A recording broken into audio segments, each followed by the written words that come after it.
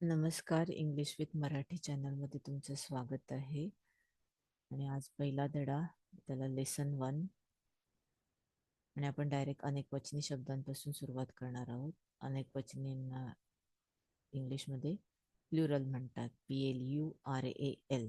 Okay. दुसरा उच्चार plural पण आहे, प्लरल. तर बऱ्याचदा अनेकवचन हे कॉमन नाउन्स होतं, सामान्य नावांचं जास्त होतं. सामान्य नाव काय, तर जे आपण जनरल नाव देतो एका ग्रुपला, पर्सनला, जागेला. ओके. विशिष्ट नाही. ओके. म्हणजे लता, गीता तसलं नाही. त्याला प्रॉपर नाउन म्हणतात, व्यक्तीची नाव म्हणतात. कॉमन नाउन म्हणजे टीचर, शहर, सिटी असा. ओके.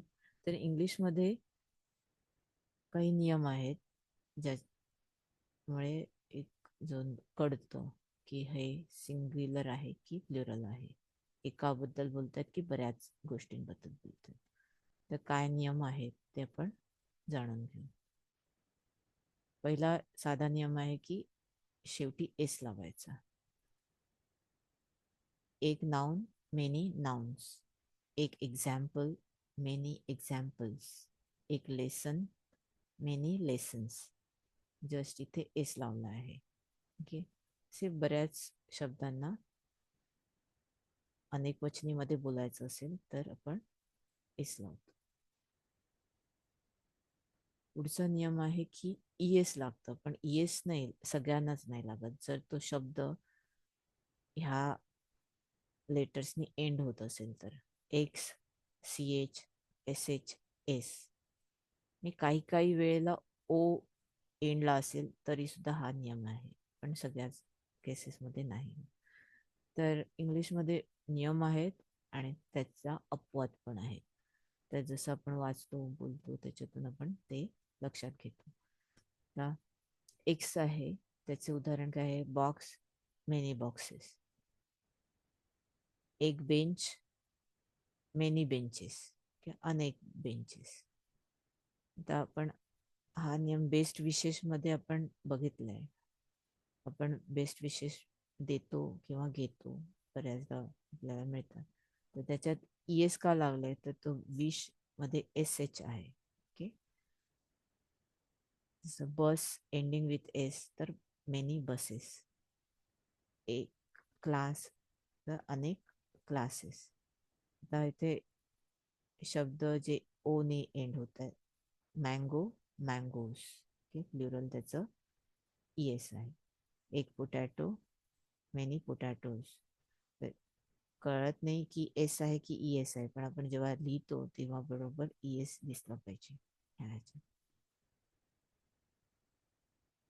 तर ह्याच्यात एस एंडिंग विथ वर्डला ईएस करतो आपण बघितलं, तर त्याच्यात पण अपवाद आहे की जर US असेल, तर शेवटचे दोन लेटर्स यू आणि एस असेल तर डायरेक्ट त्या दोन लेटर्सला काढून टाकायचं आणि तिथे आय लिहायचं, रिप्लेस विथ आय.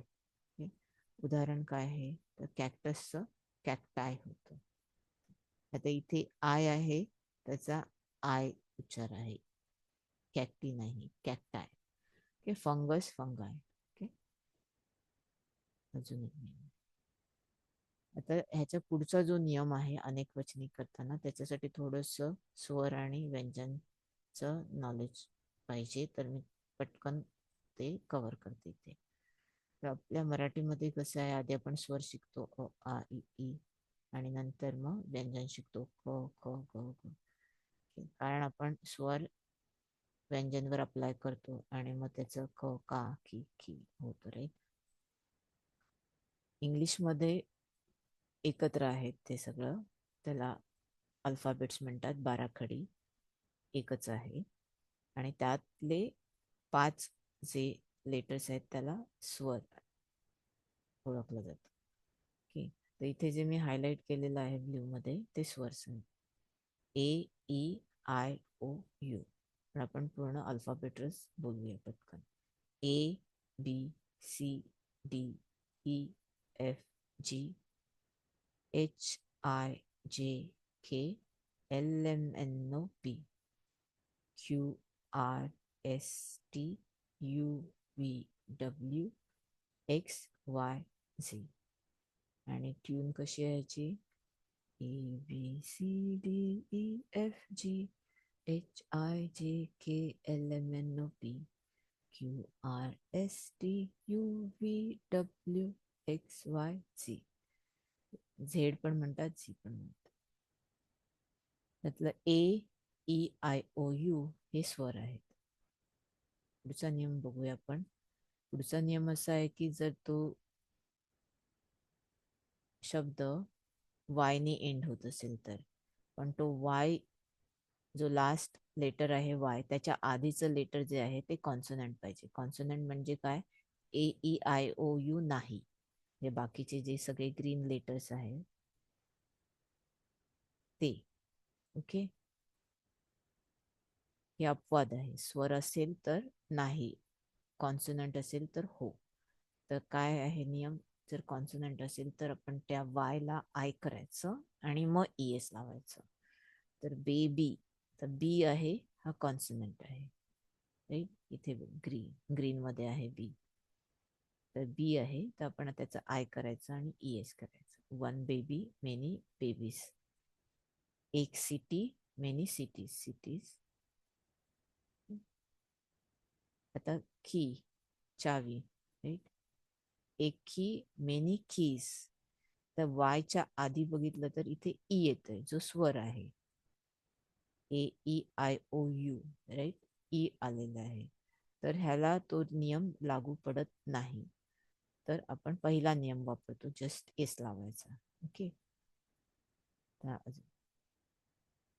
पुढचा नियम आहे ज्याच्यात जर शब्द एफ किंवा FE नी एंड होत असेल तर एफ आणि FE ने एंड होत असेल तर काय करायचं? ते काढून टाकायचं एफ और FE आणि तिथे VES लावायचं. उदाहरण काय आहे? One self many self. स्वतः आणि आपण सर्व, पण स्वतः. वन लाईफ, इथे FE आहे, दोन लेटर्स आहेत FE. तर मेनी लाईव्स. तसं हुफ, प्राण्यांच्या पायाचे तळवे. म्हणून म्हटलं आपण डायरेक्ट शिकतो अनेक वचन, पण त्याच्यात अजून शब्द पण शिकतो. तर ह्याच्यात आहे शब्द आहे की हुफ. हुफ म्हणजे प्राण्यांच्या पायाचे तळवे. One hoof many hoofs. Okay, इथे VES लावलाय, एफ गेला. तर माणसांच्या पायाच्या तळव्यांना सोल म्हणतात, SOLE, सोल. तर इथे हा पहिला नियम लागतो, कारण इथे एफ पण नाहीये आणि FE पण नाहीये. तर आपला पहिला जो नियम आहे एस लावायचा ते आहे. मी इथे काय ऍड केलं? कारण इथे आपण हुफ म्हणतोय, तर प्राण्यांच्या पायाचे तळवे तर माणसांच्या पायाच्या तळव्याचे पण कव्हर करतो. या नियमाला एक्सेप्शन्स आहे. रूफ जस्ट एस लावलाय, रूफ. शेफ आहे, शेफ्स. ओके, ते एक्सेप्शन आहे. तर हे वाचून वाचून बोलून बोलून हे लक्षात येतं. ओके ओके, आणि नंतर मग आपोआप होतं की वन लाईफ मेनी लाईव्स येईल तुम्हाला पण. आता हे जे प्लुरलचे आपण नियम शिकतोय त्याच्यात अपवाद असा आहे की काही काही शब्दांचं सिंग्युलर आणि प्लुरल सेम असतं, काही चेंज नाही होत. फक्त आपण कसं बोलतो त्याच्यावरून ते कळतं. One ship many ships are ship, right. इथे एस नाही लागणार. One ship many ship. आणि मग दॅट शिप इज आपण बोलणार, आणि मेनी जर असेल तर दोज शिप आर. तर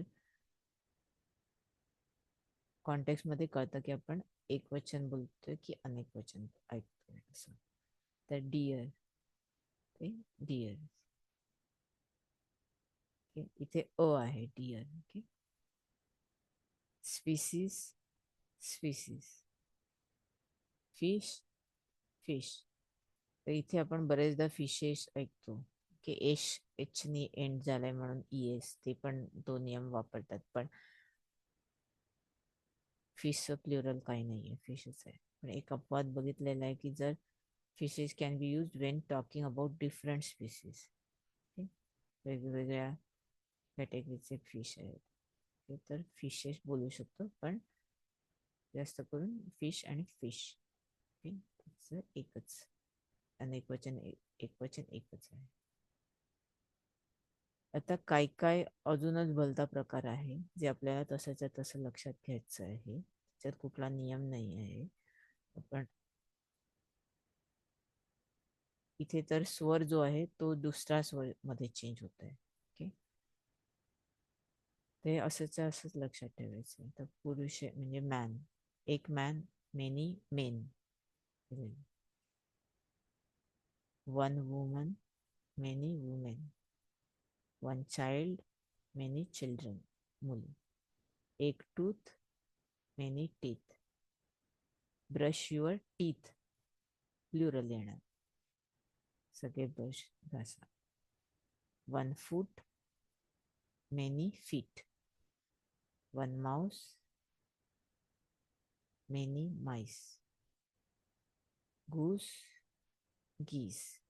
ओके, आता इथे मी आता शिकवताना सांगते मेनी माइस, पण जेव्हा आपण प्लुरल डायरेक्ट लिहितो आहे तर मेनी लिहायची गरज नाही. ओके, मॅन मेन, मेन बोलतो तेव्हाच कळतं की मोर दॅन वन पुरुष आहेत तिथे. Okay, man men, woman women, child children, tooth teeth, foot feet, mouse mice, goose geese. तर हे झाले आजचा आपला पहिला धडा झाला प्लुरल. याच्यातून तुम्ही परत परत हे ऐका आणि काही सजेशन किंवा काही क्वेश्चन असले तर ते कॉमेंट्स मध्ये लिहा. थँक्यू.